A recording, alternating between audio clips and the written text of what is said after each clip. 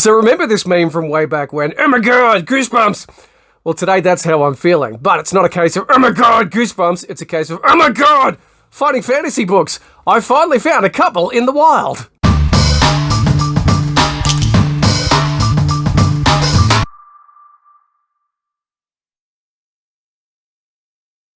Hey there YouTube, Al here from One Man Many Plans, and of course the blog of the same name, onemanmanyplans.com.au. And earlier this year I actually posted up a YouTube video about my love of fighting fantasy books. And the plan this year of trying to track down at least one original book. They have been reprinted. I think you can get them digitally, but what I wanted to do was track down one of the original ones from the 80s, early 90s. There were 53 that you could choose from. I just wanted to find one in an op shop somewhere for cheap. I didn't want to buy it off eBay or Facebook Marketplace or Gumtree and pay ridiculous prices because some people have been hoarding them. And the video that I created about this has actually been one of the most popular on this channel. In fact, here's a link to it if you haven't checked it out. It obviously has struck a chord, and a lot of people are in the same boat. A lot of people in my age bracket, I'm 44, obviously grew up with these books in the 80s or discovered them later in the 90s, and trying to find one now has been quite the challenge.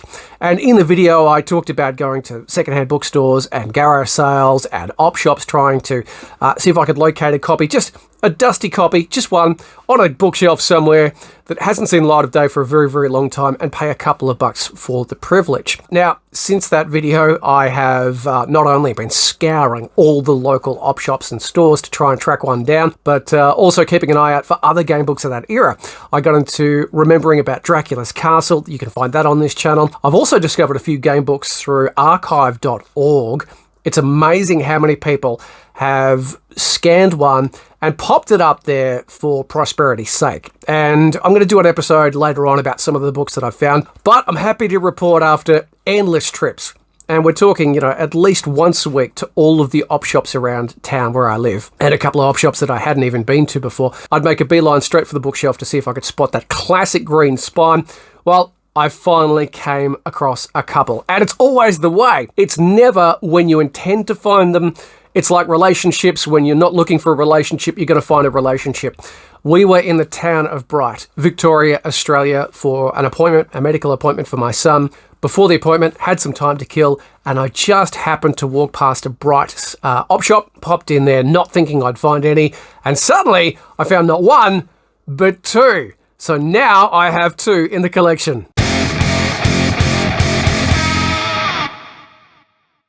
First up, we've got The Forest of Doom. It is game book number 3, and I remember having this. I mentioned this in the first video. I remember having this with a brown cover. This one, obviously the classic quintessential fighting fantasy green cover. And it was interesting because I thought, oh, maybe it's a different version or what's going on. But what I've since discovered, and see, this is the wonders of having one of these books from an op shop. It was first published back in 1983. That's probably the brown cover. Reprinted in 1983 11 times. Like, seriously, that's how popular these things were back in the early 80s. 5 times in 1984, and then once again in 1985, which I'm guessing makes this one a 1985 book. So 1985 onwards, they just went, oh, look, we need to put the numbers back and go to the classic green spine. So this isn't the most original version of the book, but it certainly is one of the game books from the 80s, and I'm absolutely stoked with it, especially when I saw the $2 price tag on it. Fantastic.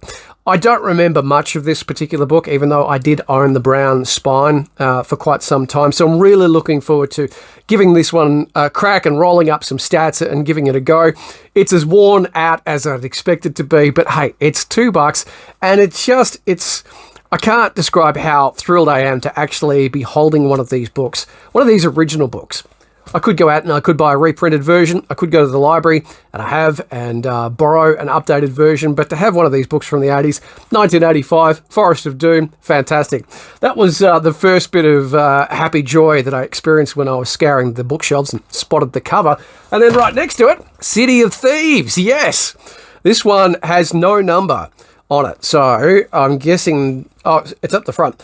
Fighting Fantasy Game Book number 5. Let's have a look. It's got a bit of tape on the inside, so obviously it's had a lot of love, but that's okay. It's now in my collection.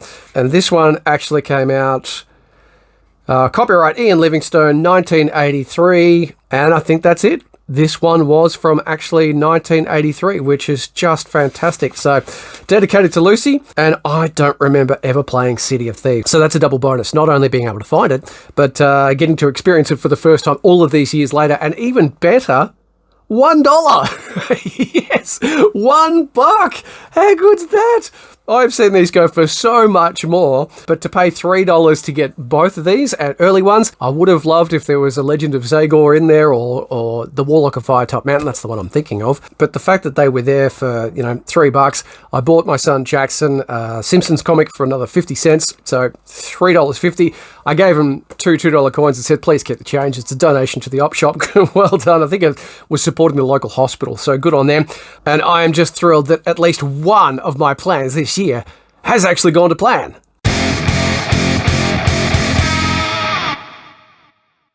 Now, if you missed the original video, my plan is to actually hold on to these because foolishly I had a little collection, a few, and I sold them. I never thought at the time that I would be a dad later on in life and that I could possibly pass it on and share the joy of these game books, or at least give my kids a crack at them. Like I said, they're probably more interested in Roblox and Minecraft and role-playing games on the computer now than actually breaking out a pen or a pencil, 2 dice and eraser. For memory's sake, I'm so stoked that I've got these two and I'm not going to be selling them. Please, if you do find them in an op shop, make a donation, buy them, add them to your collection, but don't be one of those people that buy them simply to try and make a profit out of them. I mean, look, I was guilty of that back in the day because I thought I'd never ever want them ever again. But later on, I suddenly went, oh, you know what? I kind of wish I still had them. Well, now I've got at least 2. 51 to go for the complete collection. Obviously, a lot more still in store, but I'm thrilled that you can still buy these for a couple of bucks, which is awesome. So, never going to sell them. We'll be passing them on. Don't know if I'll be buried with them, but at least I'm going to give them a well read through and play and just enjoy the memories and continue the search. Even though, I've successfully completed this plan, there's lots more out there. And I'm discovering more and more game books from that particular era, especially the mid-80s. Just seemed such a heyday for classic role-playing games, solo role-playing games at that I've always got my eyes peeled for anything, whether it's one of these Steve Jackson, Ian Livingstone books, maybe it's one of the Dungeoneer books, maybe it's Tunnels and Trolls, or maybe it's Dracula's Castle, the J.H. Brennan classic horror series, Frankenstein, haven't come across that yet. I'm always on the lookout. But if you're like me, you've been searching for these books, you've been scouring the secondhand dens and bookstores and all the like for them, the good news is they are out there. Sometimes you just have to go a little out of your way to find them. In my case, at least an hour down the road. But hey, I've got a couple of fighting fantasy books, and that's going to keep me busy until the next video. Thanks for checking this out, and I'll chat to you soon.